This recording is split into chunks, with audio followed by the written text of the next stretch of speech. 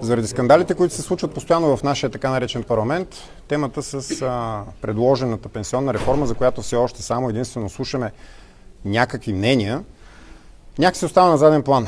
А тя е изключително важна, защото касае абсолютно всеки един от нас. Както пенсионерите, така и нас, които може би един ден живот и здраве ще станем пенсионери. Това, което се предлага в момента, поне неофициално, защото виждаме, че ГЕРБ подхождат изключително внимателно, знаейки, че това е много сериозна бомба, която те ще взривят.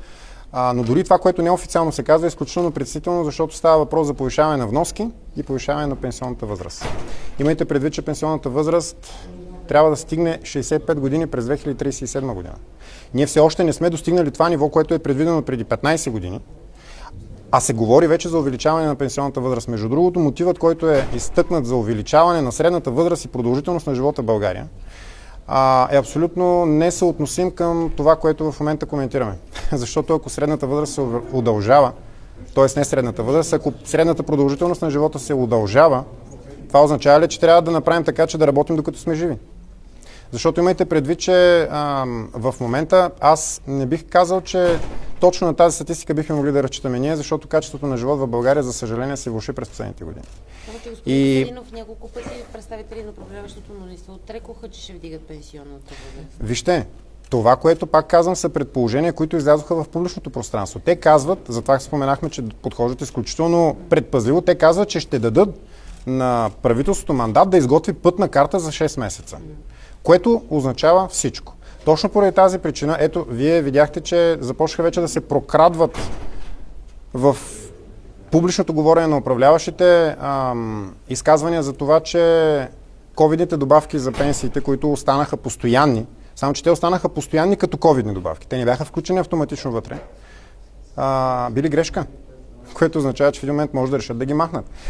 Което, между другото, пряко кореспондира с предложените от тях промени в Закона за енергетиката, с които предвиждат премахването на регулирания пазар и въвеждането на компенсации, които обаче компенсации никой не може да ни гарантира, че ще бъдат постоянни.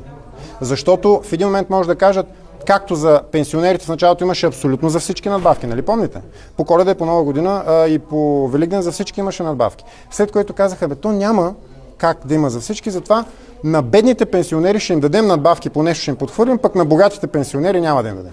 Един ден същото нещо ще се случи и с тези компенсации за тока, защото имаме сериозните опасения, защото практиката е такава с пенсиите, а това пак е социална мярка, подпомагането.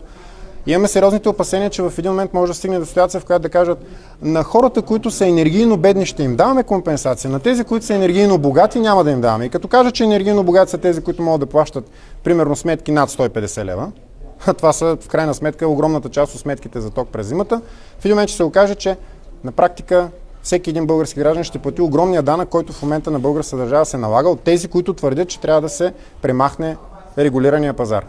Вчера на тръгване към Тирана, премиерът Желязков каза, че има 171 гласа от народни представители, почти конституционно мнозинство, подкрепа на членството на България в еврозоната. Вие подписахте ли се? Въпросът е риторичен, естествено, че не, дори не знам за какви подписи и под какво точно става въпрос, но след като е толкова сигурен министър-председателя в това огромно конституционно мнозинство, защо не свика тогава референдум? От какво се страхуват? Нали техните избиратели ще гласуват в такъв случай в подкрепа на еврото? Вижте, тук става въпрос за нещо много сериозно. България беше извършен конституционен преврат през 2023 година и той продължава. Постоянно се атакуват основите на демокрацията, говори се как референдумът е едва ли не заплаха за демокрацията. Скоро ще кажат също нещо и за изборите. Практиката е така. В момента все още не са ги отменили, но може би чакат втория тур в неделя. Не се знае, има така или иначе внесена жалба в Конституционния съд. В Германия се говори постоянно за забрана на най-голямата политическа партия в страната, Алтернатива за Германия.